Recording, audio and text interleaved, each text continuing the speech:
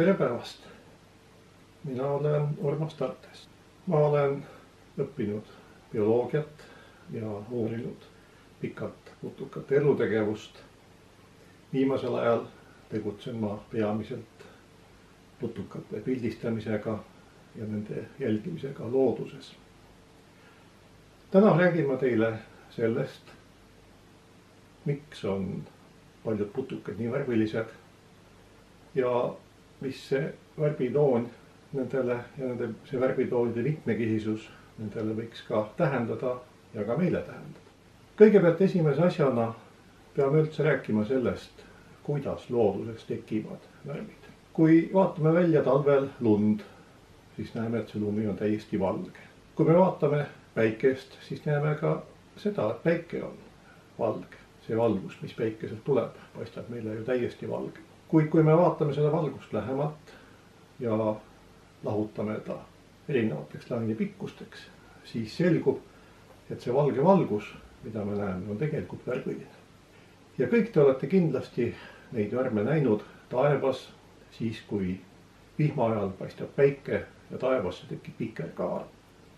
Siis me näeme seal ilusasti värvitoone, kus selle kaare kõige kitsamas pooles on violettne toon, siis tuleb sinna sinine, siis roheline, siis kollane, oranž ja punane. Ja need ongi kõik värvid, mis meil looduses on ja mis meil on näha. Kuidas sellest värvist saab värvitoon mõnele asjale peale vaadates? See värvitoon tekib niimoodi, et paljud asjad neelavad valgust ja neelavad erinevaid valguse lainepikkuseid. Kui me vaatame näiteks meie toredat taime, mida kõik tunnete, siin on meil maasikad ja kõrval on lehed. Need maasikalehed on rohelised ühel väga lihtsal põhjusel. Nimelt kõik need lainepikkused, mida me nägime vikerkaares, paistavad ka siia rohelise lehe peale, kuid kõik ülejäänud lainepikkused peale rohelise, need on siis violettne, sinine, kollane, oranž ja punane. Need neelduvad selles lehes ja taim kasutab neid lainepikkuseid näiteks ka fotosünteesiks. Kuid roheline valguskiirgus on just selline, mis selle lehe pealt tagasi peegeldub ja sellepärast me näemegi seda lehte rohelisena. Kui aga vaatame maasikamarja, siis hoopiski küllap juba saite aru, et see maasikamarja peal neelduvad sellest vikerkaare värvist, mida me taevas nägime, sellised valgused nagu violettne, sinine, roheline, kollane, oranž ja punane on see, mis sealt tagasi peegeldub. Ja niimoodi saabki maasikamari valgeks. Kõik me oleme ka ju tõenäoliselt joonistamises või ka näiteks kodus seina värvides seda kogenud, et selleks, et saada kas paberile mingit värvitooni või seinale mingit värvitooni, siis me peame võtma lihtsalt vastava värvi, mis paistab seda tooni. Ja ka see värvitoon talitab täpselt samuti nii nagu siin meie maasikamari või maasikaleht, ehk siis iga värvitoon, millisena me seda näeme, kiirgab tagasi just nimelt seda värvitooni, seda lainepikkust, millisena me neid värve näeme ja neelab kõik ülejäänud valguse lainepikkused, nagu vikerkaares me neid ka muidu näeksime. Võib ju tekkida kohe küsimus, et kuidas me näeme siis neid muid värvitoone, et me näeme ka selliseid, mida vikerkaares ei ole. Näiteks on meil ju olemas võimalik vaadata ju ruunikaid toone ja on meil võimalik vaadata ka tsüaantoone. Siis selliseid toone saadakse siis erinevate värvide kokkusegamisel ja kui me näeme mingit muud tooni looduses, mis ei ole meil vikerkaares nähtaval, siis see tähendab seda, et see asi peegeldab tagasi mitut erinevat lainepikkust, mis siis segades annavad meile vastava värvitooni. Täpselt nii nagu värvide segamist me ju kasutame iga päev oma kas telefoni-ekraani vaadates või ka siis arvutiekraani vaadates. Ka seal moodustatakse kõik nähtavad värvitoonid meile 3 lainepikkuse segamisel. Need on siis meil ju sinine, roheline ja punane. Ja nendest saadaksegi kõik värvitoonid. Ja looduses toimub see asi täpselt niisamuti. Ehk siis erinevad ained peegeldavad või neelavad erinevaid lainepikkuseid ja niimoodi need toonid tekivad. Ja täpselt samuti tekivad meil ka erinevad värvitoonid putukatele. Ja ühed kõige tuntumad, kõige värvilisemad, kõige erksamad putukad looduses on kahtlemata liblikad ja nendest eelkõige päevalibikad, kelle tiivamustrid me võime näha väga erineval moel ja väga põneval moel. No siin me näeme ka siin minu kõrval pildi peal on üks tore liblikas nimega pääsusaba, kes on kollaste õite peal. See pääsusaba ise näeb ka selline helekollane välja, kuid tema peal näeme musti toone, näeme punakaid toone ja küllap juba saite aru näiteks, et must toon tekib meil liblika tiivale alles siis, kui kõik need vikerkaare lainepikkused sellest mustast värvist neelduvad ja tagasi ei peegeldu meile mitte midagi. Ja punakas toon tekib meile siis, kui punakas toon peegeldub tagasi ja ülejäänud lainepikkused neeldavad. Meil võiks ju tekkida küsimus, et mismoodi siis liblikate need värvitoonid tekivad. Üks võimalus on selline, nagu me ka samas joonistussunnis juba kogesime, et kui me võtame värvipliiatsit või vastava värvitopsi, siis seda värvitooni paberile kandes me saame ühe värvitooni. Ja looduses nimetatakse selliseid värvitooni pigmentideks.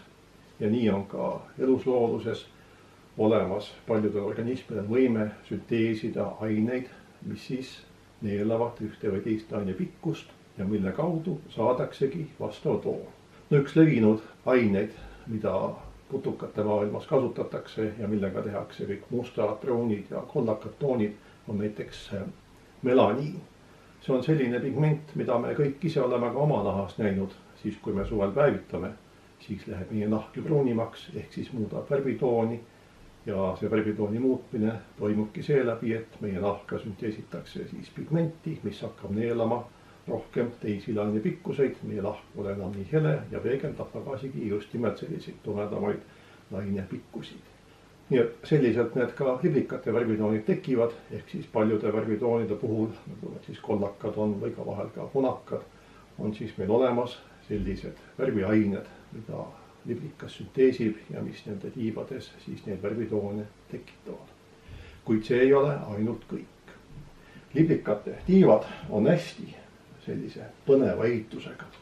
Ja kui me neid tiivasid vaatame suurenduse all luubiga, siis me võime näha, et need tiivad vahel isegi lausa sädelevad peenikeste soomuste näol. Ja nüüd need soomused on veel omakorda hästi põnevad väikesed sellised struktuurid, mis samuti annavad liblika tiivale värvitoone. Tiiva soomustes tekib täpselt samasugune efekt, nagu meil tekib vikerkaart nähes taevas, kus vihmapiisad lahutavad valguse erinevateks lainepikkusteks ja nii on ka tiiva soomused liblikatel väga erineva kujuga. Ja ka seal valgus võib peegelduda, võib murduda ja võib ka laguneda ja füüsikud nimetavad sellist asja difraktsiooniks ehk siis valgus võib hajuda. Ja siis võime näha ka hästi erksaid värvitoone, mida ühegi värviainega ei saa. Ja selliseid värvitoone nimetatakse struktuurvärvideks, ehk siis nendel ei ole konkreetset ainet, mis seda tekitab, kuid see värvitoon saadakse valguse siis peegeldumise kaudu ja väga just nimelt sellised erksad sinakad toonid või väga erksad rohekad toonid liblikate tiivades. Need on just nimelt sellised värvitoonid, mida siis saadaksegi seeläbi, et tiiva soomused murdavad valgust, peegeldavad valgust ja teevad seda siis erinevate lainepikkuste osas erinevalt. Ja mis on selliste värvitoonide veel omapärane omadus, on see, et nad ei tuhmu mitte kunagi. Küllap olete käinud näiteks kas loodusmuuseumis või mõnda putukakogu vaadanud, kus on liblikaid väga sageli pandud nõela otsa ja neid siis teaduslikult uuritakse, siis ka seal need kogude liblikad näevad välja täpselt sama erksad, nagu nad olid püüdmise hetkel, sellepärast et sellised värvitoonid, nagu siis valguse murdumisel tekivad, need ei lagune mitte kunagi ka pärast putuka siis surma. Meil võiks tekkida muidugi küsimus, et milleks on siis need erinevad värvitoonid putukatel. Me võime öelda küll inimese moodi, et nad on hästi kenad ja head vaadata, kuid meil tekib ju alati põhjendatud küsimus ju selle koha pealt, et mis on see eesmärk, miks üks ja teine värvitoon siis selliselt on liblikate tiivadele sattunud ja mis liblikal võiks sellest kasu olla. Üks selline universaalne kasu või tulu, mida erinevatest värvitoonidest liblikad saavad, on see, et tavaliselt on liblikate keha tumedamat tooni. Kui vaatame ka siin pääsupaaru silma näiteks või uurite mõnest liblikaraamatust liblikaid või ka kui kevadel nad lendama hakkavad, siis väga sageli on keha ümbrus, samuti ka tiivad, need osad, mis kehale on lähedamal, on tumedamat tooni. Ja see tähendab seda, et tumedas toonis neelduvad kõik laine pikkused ja mis tähendab omakorda seda, et selle neeldumise kaudu liblikate tiivadesse ja liblika kehasse salvestub soojusenergiat.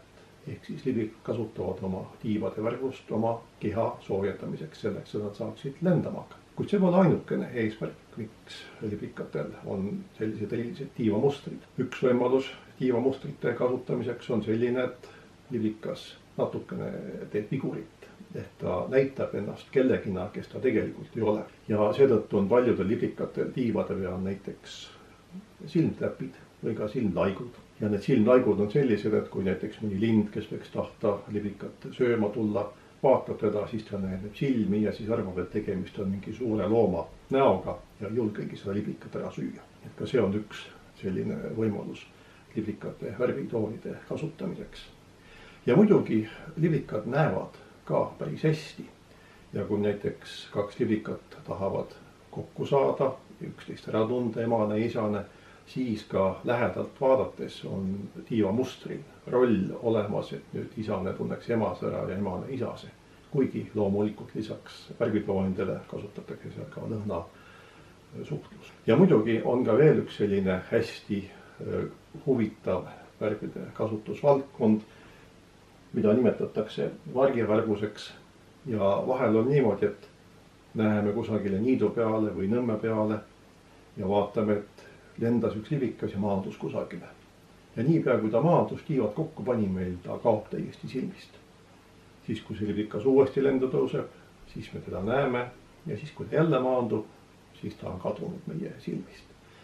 Ja paljude liblikate tiivade üla- ja alakülg on erinevad värvunud ja eriti koerliblikastel on niimoodi, et ülakülg ongi sageli selline eksavärviline, mis on siis kas ehmatusvärvus või siis ka üksteisega suhtlemise värvus. Ja alakülg on siis selline, mis sulandub ümbrusega kokku. Ehk kui liblikas tiivad kokku paneb, siis jäävad paistma ainult tiiva alakülg ja see alakülg sulandub loodusse nii, et seda liblikat ei olegi võimalik täiesti üles leidagi. Ja ka see on üks hästi põnev kasutusvaldkond, kuidas liblikad oma tiivamustrit siis oma elukäigus ühel või teisel moel kasutavad. Ja me võime nüüd küsida, et mis meil siis sellest kõigest lugu on, et liblikate tiivad sellised kenad värvilised. Loomulikult on meil kõigil neid tore vaadata, sest ilusad asju meeldib meile kõigile vaadata. Teisalt on nendel aga ka väga hea praktiline kasutusvaldkond. Näiteks kui te tahate kas oma riietuses, toakujunduses või näiteks mõnes väljaandes saada hästi kokkusobivaid värvitoone, ei ole olemas paremat võimalust, kui võtta ette teile meeldiv liblikas ja vaadata, mis värvidest nende tiivad kokku on saanud ja siis neid ka kasutada. Head liblikate vaatamist ja värvide nautimist!